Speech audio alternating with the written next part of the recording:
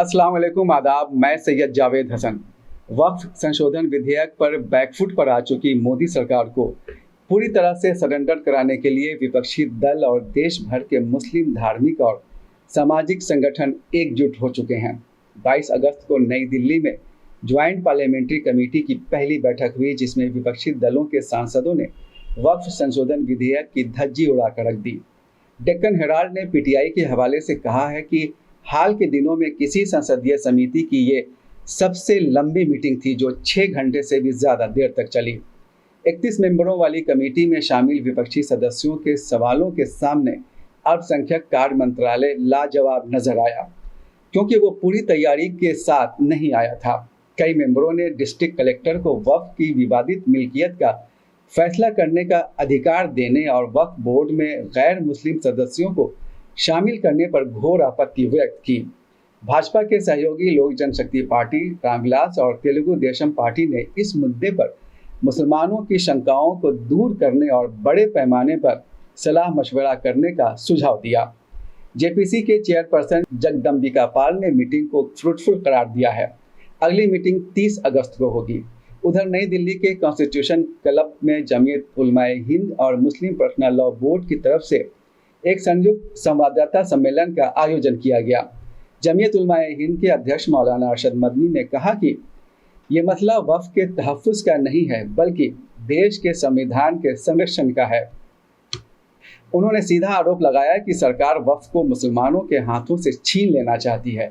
अरशद मदनी ने सवाल किया कि अगर जैन, सिख और बौद्ध श्राइन बोर्ड के मेंबर नहीं हो सकते, तो वक्फ बोर्ड में गैर मुस्लिमों की नियुक्ति को किस तरह दुरुस्त ठहराया जा सकता है।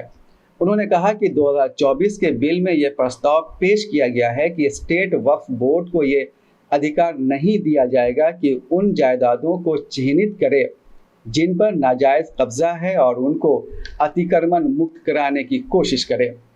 इधर बिहार में भी वक्फ संशोधन बिल को लेकर सरगर्मियां तेज हो गई हैं। मुस्लिम धार्मिक संगठनों के प्रतिनिधि मंडल ने मुख्यमंत्री नीतीश कुमार, राष्ट्रीय जनता दल के नेता तेजस्वी प्रसाद यादव और लोक जनशक्ति पार्टी रामविलास के राष्ट्रीय अध्यक्ष चिराग पासवान से मुलाकात करके बिल के निगेटिव पहलुओं से उन्हें वाकिफ कराया। प्रतिनिधिमंडल में शामिल जमात-ए-इस्लामी हिंद बिहार के प्रदेश अध्यक्ष मौलाना रिजवान अहमद इस्लाही ने बताया कि इन तीनों पार्टियों के शीर्ष नेताओं ने भरोसा दिलाया है कि वक्फ के मामले में मुस्लिम आबादी को कोई नुकसान नहीं होने दिया जाएगा। जमात इस्लामी हिंद ने पूरे मुल्क में भी और बिहार में भी इसकी शनाख्त और क़बाहत जो है लोगों को, आवाम के दरमियान भी, और जो ख़ुद मुख्तलिफ़ सियासी पार्टियां हैं उनको भी, और जेपीसी के जो मेंबरान हैं उनको भी हम लोग समझाने की कोशिश कर रहे हैं कि जो 1995 कानून बना हुआ है वो ठीक है, उसमें कोई तरमीम की ज़रूरत नहीं है। लिहाजा जो पार्टियां तरमीम के हक़ में हैं वो अपनी इस राय से विड्रॉ कर लें और तरमीम न कराएं। इसके लिए दीनी मिली जमातों का एक वफ़द गुज़िश्ता कल जो है मुख्यमंत्री से भी यहाँ पर रियासत के मुअज़्ज़ज़ वज़ीर आला से मुलाकात की और उनको भी ये बात समझाने की कोशिश की गई। उनके साथ जो उनके पार्टी के दीगर लीडरान थे उनको भी तफसील से बताया गया। मुख्यमंत्री ने कहा है कि हम इसको देखेंगे, मुसलमानों की कोई प्रॉपर्टी या कोई चीज़ जो है वो ज़ाय नहीं होंगी, लेकिन उन्होंने कहा कि हमने इसको देखा नहीं है या मुझे अभी इस सिलसिले में कोई तफसीलात नहीं मालूम है। लेकिन उन्होंने गोया अपने कई ज़िम्मेदारों से कहा कि इसको समझिए और इसमें जो इसकी क़बाहत है उसको समझने के बाद इस पर होमवर्क करने के लिए उन्होंने ताकीद की है।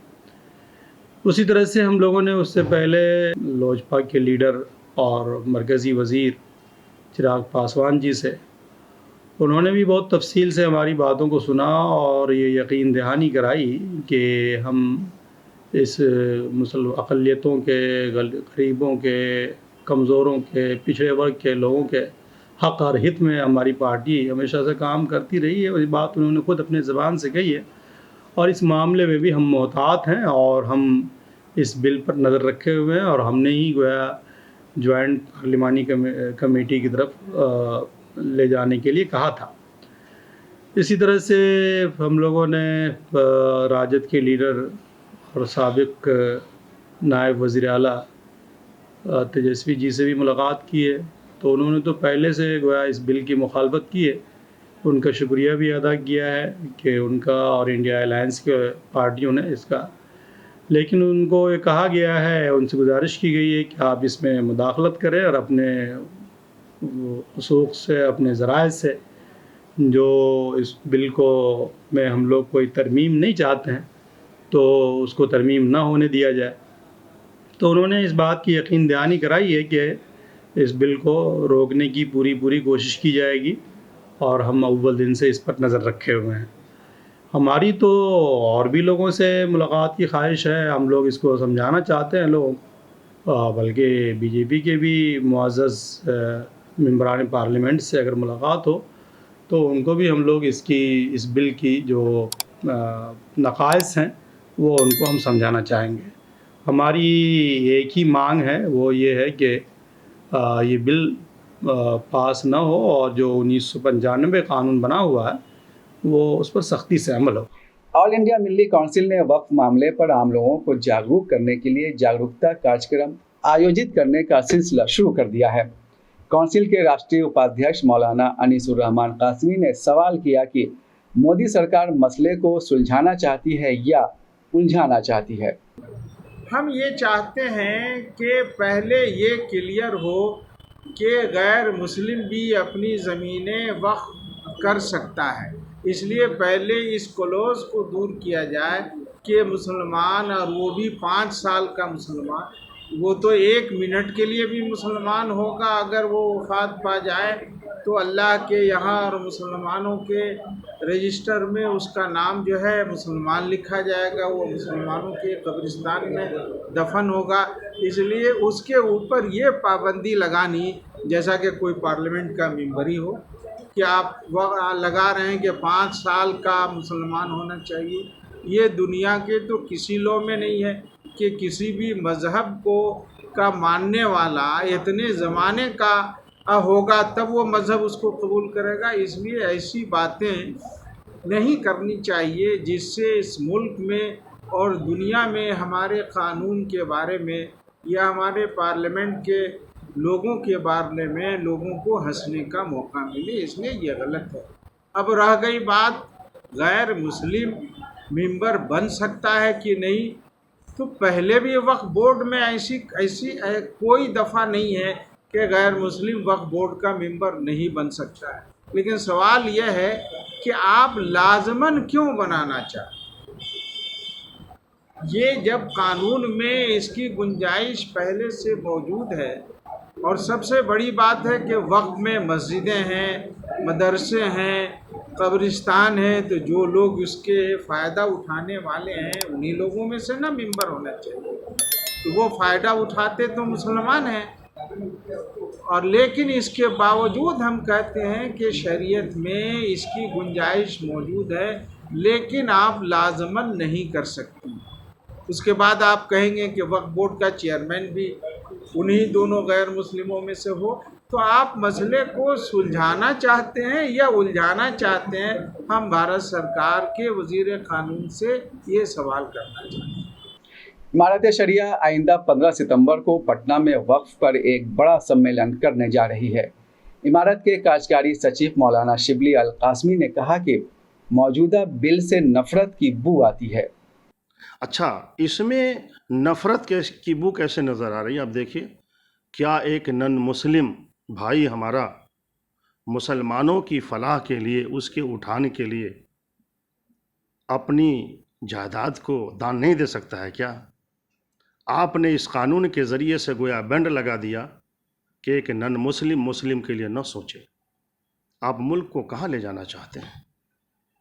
देश को किस नफ़रत की तरफ ले जाना चाहते हैं? ये एक बड़े अफसोस की बात है। इसी तरीके से आप देखेंगे, पहले जो वक्फ काउंसिल है या वक्फ ट्रिब्यूनल वगैरह है, उसमें एक ऐसे आदमी को लाजमी तरीके से रखा गया था जो इस्लामी क़वानीन को, ख़ास तौर से फ़िक़्ह इस्लामी को जानने वाला हो। इस बिल में आलिम को तो हटा दिया गया है, लेकिन लाजिम बनाया गया है कि 2 गैर मुस्लिम भी इसके अंदर होंगे। जनाब, चीज़ मुसलमान की, और आप लाजिम बना रहे एक आलिम को हटा करके नन मुस्लिम को उसमें दाखिल कर रहे हैं। आप दूसरी जगहों पे दाखिल करें तो ये तो इबादत है ना। समझने की ज़रूरत यह है कि वक्फ का अमल एक इबादत का अमल है।